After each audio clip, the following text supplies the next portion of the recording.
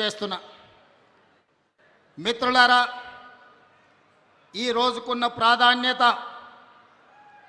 ఆనాడు విజయనగర సామ్రాజ్యాన్ని స్థాపించిన ముహూర్తం 1950 దశకంలో మైసూర్ మహారాజు, హైదరాబాదు నవాబు నిజాం గారు పెట్టిన ముహూర్తం, తుంగభద్ర నది డ్యామ్ నిర్మాణ ముహూర్తం. ఈనాడు మిత్రులు డికే శివకుమార్ గారు ఈ 33 గేట్ల పునరుద్ధరణ ముహూర్తం చరిత్రలో ఎప్పటికీ శాశ్వతంగా నిలిచిపోతుంది. ఈ కార్యక్రమం 33 గేట్ల పునరుద్ధరణ కాదు, బళ్ళారి, అనంతపూర్, కర్నూలు సమస్యలు నాకు తెలుసు. పాలమూరు వలసల గురించి నాకు సంపూర్ణమైన అవగాహన ఉన్నది. ఈ సమస్య ఈనాటిది కాదు, 3 తరాల సమస్యను ఈ 33 గేట్ల పునరుద్ధరణ పరిష్కరించబోతుంది. బళ్ళారి, అనంతపూర్, కర్నూలు, పాలమూరు జిల్లా లక్షలాది మంది రైతుల యొక్క సమస్యలకి ఈ గేట్ల పునరుద్ధరణ ఈరోజు పరిష్కారం చూపించబోతుంది. సిఆర్ పాటిల్ గారు అత్యంత అనుభవజ్ఞుడైన, మృదుభాషి, అతి తక్కువ మాట్లాడడం, అత్యంత వేగంగా పనిచేయడం సిఆర్ పాటిల్ గారికి ఉన్న ఒక ప్రత్యేకత.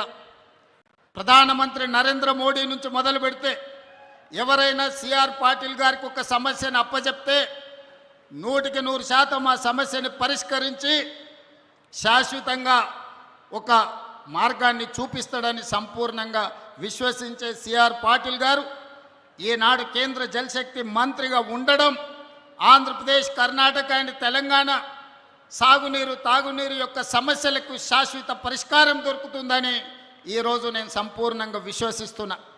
మిత్రులారా, తరాలుగా తాగునీటి కోసం, సాగునీటి కోసం కిలోమీటర్ల కొద్దీ వలసలు వెళ్ళే మనం, జిల్లాలు దాటుకొని, రాష్ట్రాలు దాటుకొని ఇతర దేశాలకు వలసలు పోయే మనం ఈరోజు మన పొలాలలో పారాల్సిన సాగునీరు, తాగునీరు పరిష్కరించుకోకపోవడం వల్ల సముద్రంలో కలుస్తున్నాయి.